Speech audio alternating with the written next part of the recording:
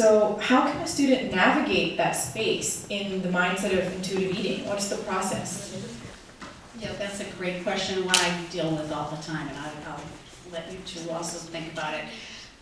And one of the things that, I get it, that Annenberg is really overwhelming, and that there's so many people going through there and so many food choices, and it can be really easy to just say, okay, I'm just going to have chicken and salad every day, and that will make it simple. But then you're craving those other foods. So one of the things I've worked with my clients with is taking centering breaths before you go in there.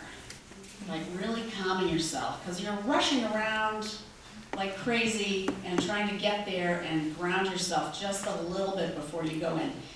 And then ask yourself, what am I really hungry for? What do I want? What appeals to me? And that might feel like, oh, if I do that, I'll just be eating, 20,000 calories every day, and before I know it, I'll weigh 500 pounds.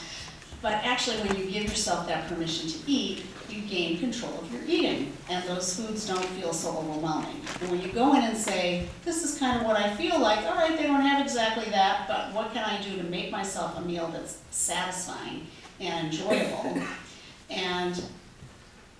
and tuning into your body's signals. And when you are finished eating, to reinforce that decision to stop eating and not like keep going back for 20 times because everybody else is just sitting there yakking because nobody wants to go do work.